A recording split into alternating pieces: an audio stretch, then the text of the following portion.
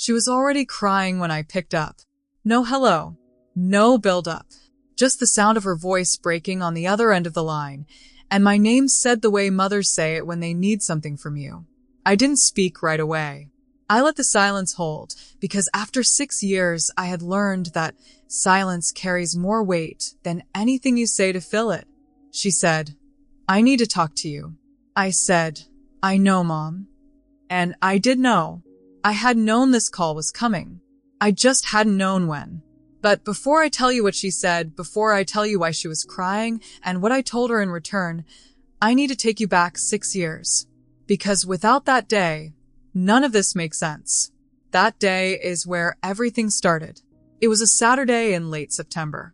I was 24 years old.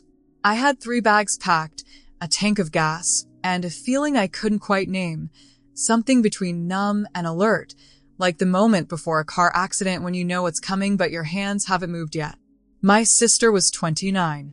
She had driven down the night before and slept in her old room, which still had her name on the door in wooden letters our mother had hung there when we were kids. That morning, my mother called us both to the kitchen table. She had an envelope. Inside that envelope was a notarized deed. A gift deed. The kind that transfers property from one name to another legally, without money changing hands. My mother slid it across the table toward my sister. My sister opened it. She covered her mouth with her hand and started to cry. My mother cried too. They held each other for a long moment. I sat at the same table and watched. When they finally separated, my mother turned to me and held out a suitcase. A carry-on. Navy blue. The kind you find in the overhead compartment on budget airlines. She said, "I got you something for your travels." She smiled when she said it, like she was being generous, like it balanced something out. I said thank you. I picked up the suitcase, walked to my car, loaded my bags into the trunk, and drove away. I didn't cry that day. I think I was too deep inside the shock for crying to find me. The house, a modest 3-bedroom in a working-class neighborhood, had just changed names. Just like that. No conversation before. No explanation offered. I was 24. I was the one who had stayed close, who had always shown up. And I was driving away with a carry-on suitcase while my sister sat inside a house that now legally belonged to her. I didn't cry. I drove. And I told myself I would figure this out. I had no idea what figuring it out would actually cost me. Let me tell you who I was before that Saturday. Not who I thought I was. Not the version of myself I performed for holidays and phone calls. I mean who I actually was, what I actually did in the years when nobody was keeping score. I put myself through college working 2 jobs. A morning shift at a copy center that started at 5:30 and a weekend shift at a restaurant that ended well after midnight. I did not ask my mother for tuition money. I did not ask her for rent. I told myself I didn't want to be a burden. Looking back, I think I also knew, somewhere quiet and unspoken, that asking would have made the difference between us more visible than I was ready to see. I graduated with a degree and $4,000 in savings. I moved into a small apartment 40 minutes from home. I built something small but mine. 3 years before the envelope, 3 years before the deed and the suitcase, my mother got sick. It wasn't catastrophic, but it was serious enough that it required someone to manage it. Someone to research the diagnosis, to coordinate with a specialist's office, to drive her to the early appointments, and to sit in the waiting room with a notebook. Someone to be on the phone at midnight when the medication made her anxious, and she needed to hear a calm voice tell her it was going to be okay. That someone was me. I restructured my work schedule for 4 months. I used my paid time off. I did not complain about it. I did not document it or present it as a sacrifice. I did it because she was my mother and she needed help, and I was there. My sister was an hour away during all of this. She visited twice during those 4 months. She sent a flower arrangement the first week. She called on Sundays sometimes. She posted on social media that year a photo of our mother on her birthday, arm around her shoulder, big smile, and the caption said, "My best friend." The post got 243 likes.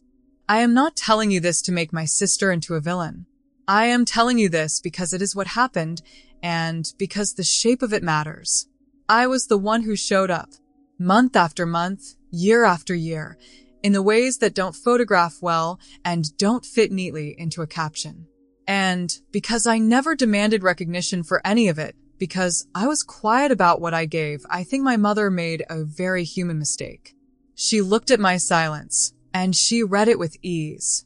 She decided I was fine. She decided I didn't need anything. She wasn't cruel. She was wrong. I found out later that the deed had been signed 2 months before she said a word to me. 2 months. She had been planning it and saying nothing. The deed was not the beginning. That's what I need you to understand. It was the clearest moment, the most documented, the one with legal paperwork attached to it. But it was not the first time. And once I started letting myself look back honestly, really honestly, I realized it had never been one incident. It had been a pattern, quiet, consistent, and long enough that I had spent years finding ways to explain it away. Let me give you 3 examples. When my sister turned 18, my mother bought her a car, a used Honda Civic, reliable, nothing extravagant.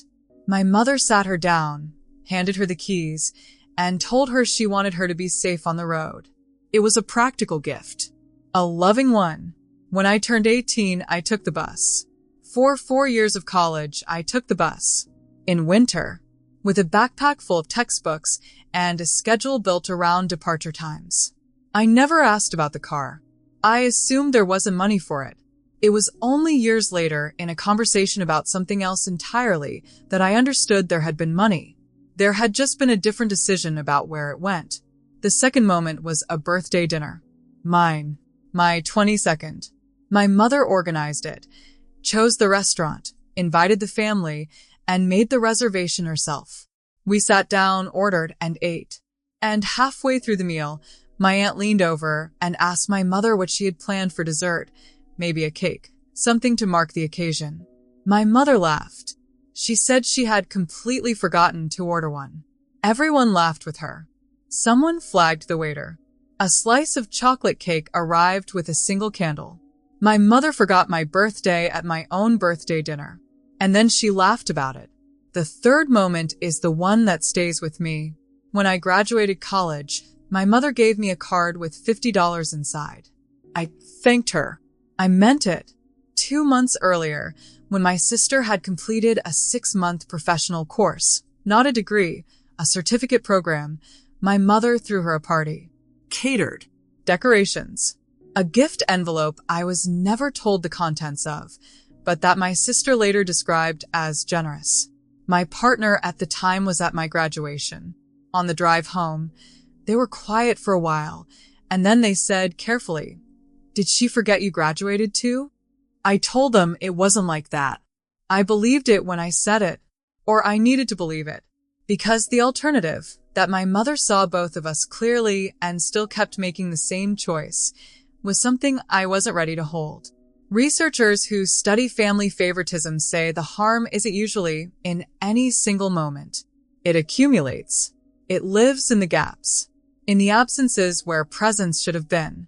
I never told anyone what I'm telling you now. Not my partner. Not my friends.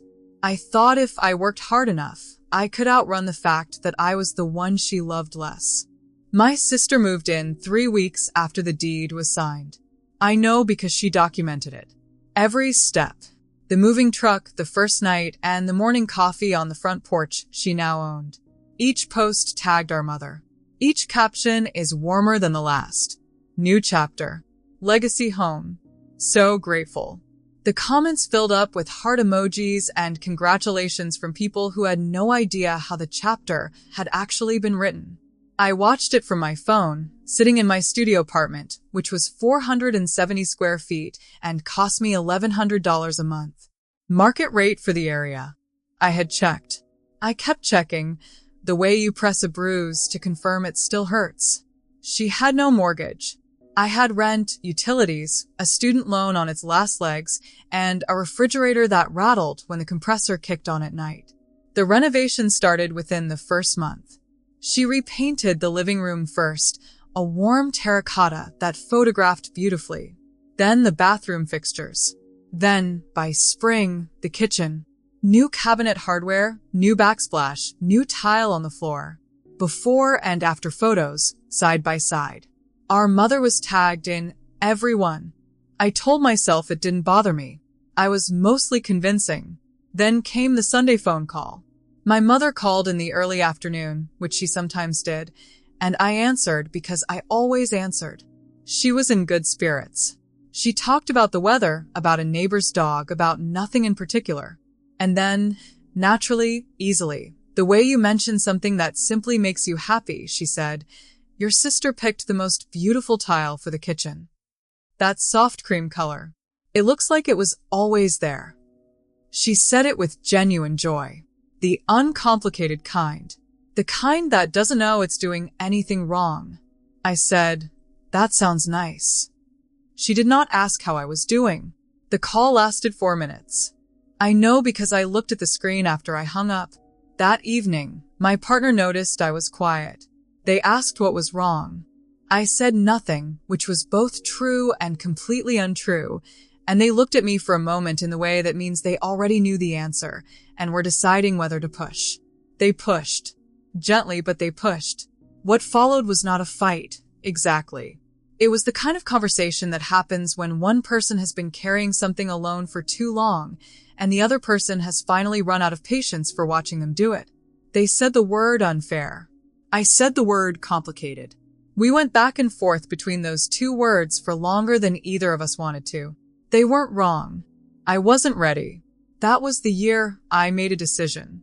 Not to confront anyone. Not yet. But to stop pretending the situation was temporary. And to start building something they couldn't take. I want to be careful about how I tell this part, because it would be easy to make it sound dramatic. To say I woke up one morning with fire in my chest and a plan fully formed. That I decided in one clean moment to become someone different. But that's not how it happened. It never happens that way. What actually happened was quieter and slower, and in some ways more deliberate than any single decision could have been. I started with the certification. It was a professional program, the kind that takes a year if you're disciplined and longer if you're not. I enrolled without telling anyone. I studied before work and after work and on Sunday mornings when the apartment was still quiet. I failed one module, retook it, and passed. I did not celebrate when I finished. I filed the certificate, updated one line on my resume, and moved to the next thing. The promotion came 8 months later. It was not handed to me. I had asked for it directly, with documentation, a record of what I had delivered over 2 years, and a specific number I felt was fair. My manager pushed back once. I held the number. He came back with something close enough. I accepted, shook his hand, and went back to my desk. I started saving aggressively after that. Not comfortably, aggressively. I cut what could be cut. I tracked every category. I opened a separate account and treated the transfer into it like a bill, something that left my checking on the first of every month before I could decide to spend it instead. It took discipline. Some months it was uncomfortable. I did it anyway. My partner watched all of this without making it a story. That mattered more than I told him at the time. They didn't frame it as a comeback or a mission.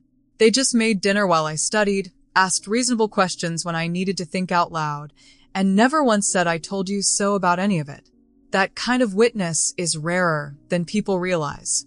18 months after the promotion, I bought a property. Small. Modest. Nothing that would photograph the way my sister's renovation posts did. But mine. Fully legally mine. My name on the deed, my signature on the closing documents, my key in the lock on a Tuesday afternoon when nobody was watching. I did not post about it. I did not call my mother. I did not send my sister a message. I came home, stood in the empty living room for a few minutes, and then my partner and I ordered food and sat on the floor because we didn't have furniture yet, and we were both laughing about that, and it was one of the best evenings I can remember. Meanwhile, my sister continued posting. The house looked beautiful. My mother kept leaving comments with red heart emojis. I said nothing. And then one Tuesday, my sister called me, not mom, and said 4 words I wasn't expecting. "We need your help." I let her talk without interrupting. That was the first thing. She had called from a number I recognized but rarely saw on my screen, and when I answered, she jumped in quickly, the way people do when they've rehearsed an opening and are afraid of losing their nerve. I sat down. I found a pen. Il était temps. The situation, as she explained it, was this. When my mother transferred the house, there were 2 unresolved financial issues attached to the property that had not been disclosed. The first was a property tax arrearage, back taxes from a 2-year period when my mother had fallen behind and set up a partial payment arrangement that was never fully resolved. The second was an HOA delinquency. The neighborhood had a homeowners association with quarterly fees. My mother had stopped paying them 18 months before the transfer. The arrears had accumulated penalties. Together, the 2 figures had grown into a number significant enough that the title was now flagged. My sister had discovered this when she attempted to refinance. She could not move forward without clearing both liens. I asked her how much. She told me. I wrote it down. Then I asked the next question, calmly, the way I had learned to ask questions in rooms where money was being discussed seriously. I asked what her current liquid savings looked like. There was a pause. The renovations, she said, had been more expensive than she had planned. The kitchen alone had gone over budget. There had been a plumbing issue behind the walls that nobody had anticipated. She had used a credit line to cover the gap. At this point, she did not have enough in savings to resolve both liens without significant strain. She needed a co-signer on a personal loan. Someone with a clean credit profile and stable income. Someone a lender would look at favorably. She needed me. I did not say anything for a moment. Not because I was performing a pause, but because I was genuinely processing what I was hearing, the architecture of it, the specific shape of what she was asking, and what it meant that she was asking me. I asked 2 more questions. One about the timeline the lender had given her. One about whether she had consulted a property attorney about the liens directly. She hadn't. I told her that would be a reasonable first step regardless of what else she decided to do. Then I told her I would need some time to think about the co-signing request. I asked her to send me the documentation in writing, the lien amounts, the loan terms, everything she had. I told her I would review it and get back to her within the week. She said okay. She sounded relieved just to have been heard, which told me she had expected the conversation to go worse. I hung up and sat with it for a while. Mom called me the next evening. She didn't ask how I was. She asked if I was going to help my sister with the house situation. I said, "Mom, which house?" I knew what the call was before she said anything past hello. My mother had a particular tone she used when she was advocating for my sister without wanting to admit that's what she was doing. Warm but directional. Gentle but pointed. She used it now, asking how I was, asking about work, moving through the pleasantries at a pace that made clear she was getting somewhere and wanted me to feel comfortable before she arrived. She got there within 2 minutes. She said she had spoken to my sister. She said the situation with the house was stressful and that my sister was struggling with it. She said she hoped I was going to be able to help, that family helps family, and that she knew I had always been the responsible one, and that was exactly why she believed I could make this easier for everyone. I let her finish. Then I said, "Mom, can I ask you something first?" She said yes. I said, "Do you remember what you gave me the day you gave her the house?" A pause. Short but real. She said she remembered. I said, "A suitcase. A carry-on. And you told me it was for my travels." I didn't say it with heat. I said it the way you read a fact from a page, clearly, without editorial. I'm not bringing it up to hurt you. I'm bringing it up because I want you to have the full picture of what you're asking me to do right now.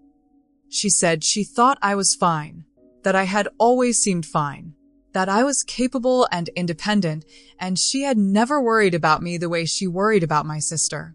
I said, "I know, but Mom, I was fine because I made myself fine. I worked 2 jobs in college. I managed your medical appointments for 4 months and never asked you for anything in return. I built everything I have without any help from you, not because I didn't need it, but because I could see it wasn't coming. She said my sister had needed more. That some children need more than others, and that wasn't a reflection of love. I said, I understand that. I'm not asking you to defend it right now. I just want to make sure you understand what you're asking. You're asking the child you gave a suitcase to co-sign a loan for the child you gave a house to. I want you to sit with that for a moment. The line was quiet. She didn't deflect again. She didn't reach for another explanation. She just sat in it, and the silence had a different quality than any silence I could remember between us. Uncertain, like ground that had always felt solid and was now being tested for the first time. She said she needed to think. I said, so do I. We hung up. 3 weeks later, she called again. This time crying. And this time, I was ready. She was crying when I answered. Not the gentle kind, the kind that has been building for days and finally found an exit. She said my sister had told her I was refusing to help, that I was being cold, that I had said things on our last call that were hurtful and unfair, and that she didn't understand where any of it was coming from. I let her get through all of it. Then I said, Mom, I'm going to walk you through some dates. I need you to just listen. She said okay. Her voice was unsteady, but she said okay. I had written it down. Not because I needed the notes. I had been carrying these dates for years, but because I wanted to speak from something documented rather than something emotional. I wanted her to hear the difference. I told her the deed had been notarized 2 months before she said a word to me. I told her I had confirmed that through the county property records, which are public. I gave her the month and the year. I told her that during her health scare, I had taken 4 months of restructured work schedule and used every hour of paid leave I had. I told her I could name the hospital, the specialist's office, the exact medication that had caused the nighttime anxiety calls. I told her I had never once asked her to acknowledge any of it. I told her that on the day of the transfer, I received a carry-on suitcase, while my sister received a notarized deed to a 3-bedroom property. I told her I had done the math on what I had paid in rent over the subsequent 6 years versus what my sister had paid in mortgage. I gave her a rough figure. I said it once, clearly, and moved on. I told her I was not saying any of this to punish her. I was saying it because she had called me asking why I seemed distant, and I believed she deserved an honest answer to that question. Then I said the thing I had been carrying the longest. Mom, I bought my own house. 18 months ago. My name is on the deed. I did it without asking anyone for help, without announcing it, without making it mean something it didn't need to mean. I've been fine. I am fine. But I need you to understand, fine is not the same thing as what happened being right. The line went silent. Not the uncertain silence from our last call. Something deeper. Something that happens when a person is confronted not with an accusation but with a ledger, and the numbers are accurate, and there is nothing left to dispute. I did not fill the silence. I had spent 6 years filling silences that were never mine to fill. I sat with this one and let it belong to her. She stayed on the line for almost a full minute without speaking. Then she said she needed to think. I said, I know. Mom said she needed to think. My sister heard the call had happened and stopped posting on social media that day. Then the messages started. The messages came in a particular order, which told me something about how information was moving through the family. First was my aunt, my mother's older sister, who had always occupied the quiet periphery of family gatherings, observing more than participating. She sent a short message, no preamble. It said, I always knew. I'm proud of you. Don't reply if you don't want to. I read it twice. I didn't reply that day, but I saved it. Some messages are less about conversation and more about bearing witness, and that one was enough. Then came 2 cousins in separate messages within the same afternoon. One was supportive in the careful way people are supportive when they don't want to fully commit to a side. The other was more direct, said they had noticed the pattern at family gatherings for years and never known how to bring it up. I thanked them both and kept the responses short. I wasn't interested in building a coalition. I was interested in continuing my life. My sister's message came on the third day. It was long. I read it once, carefully, and then set my phone face down on the table and sat for a moment before picking it up again. The message contained, in roughly equal measure, three things: an acknowledgement that the situation had not been fair to me, an explanation of why she had made the choices she made, and a suggestion, subtle but present, that my decision to name everything had been unnecessarily damaging to the family. The apology and the blame arrived in the same paragraph, which is a specific kind of communication I have learned not to argue with. I sent back 4 sentences. I acknowledged her message. I said I appreciated the honesty. I told her I wasn't interested in assigning further blame. I said I hoped the line situation would be resolved cleanly. It did, eventually, without my signature. She secured a smaller personal loan through her own credit, resolved the tax arrearage first, and negotiated a payment arrangement for the HOA arrears. It took longer than it would have with a cosigner. It cost her more in interest, but it got done because it had to get done because the house was hers and the responsibility had always been hers. She didn't post about the house for several weeks after our mother's call. When she resumed, the tone was quieter, less legacy, more ordinary life. The renovation content faded. I noticed, and then I stopped noticing, which felt like its own kind of progress. My mother called on a Thursday evening and asked for the first time if she could come and see where I lived. I said yes. I gave her the address. I did not rearrange anything before she arrived. I did not rehearse what I would say. The house was exactly what it was: modest, orderly, fully mine, and that was the only thing I needed it to be. Mom came over on a Saturday. She stood in my living room and looked around for a long time. Then she said, "You did this yourself." I said, "Yes, Mom, I did." My mother stood in my living room for a long time without saying anything else.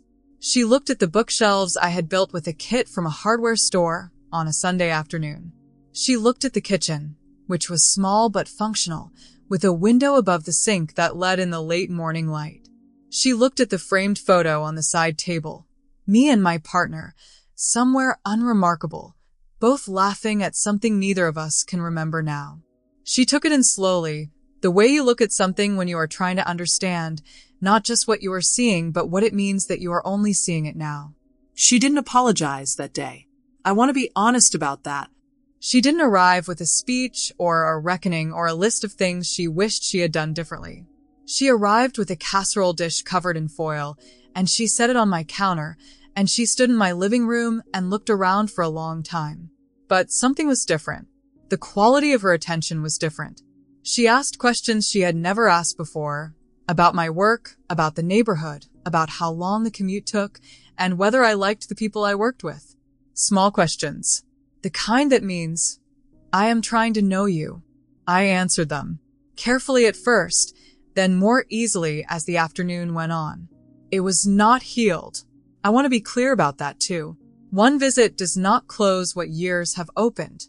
But it was honest in a way our relationship had not been before, and honesty, I have come to believe, is the only foundation worth building anything on. My sister and I are cordial. We exist in the same family orbit without collision. We text on birthdays. We are polite at gatherings. It is not warm, but it is functional, and I have made my peace with it. My partner finally met my mother that afternoon. They shook hands in my kitchen and made small talk about the casserole, and nobody said anything difficult. And later that evening, my partner said quietly, "That went okay." I said, "Yeah, it did." We left it there. Here is what 6 years actually taught me. The house was never really about the house. It was about being seen, recognized, counted, valued in the way that doesn't require you to ask for it. I spent a long time believing that if I was good enough, consistent enough, and quietly present enough, that recognition would eventually arrive on its own. It didn't. So I stopped waiting and started building. And here is what I know now that I didn't know then. The version of being seen that you construct yourself is the only version nobody can reassign with a notarized document. She gave me a suitcase, and I filled it with everything I needed to go somewhere she never thought to look for me.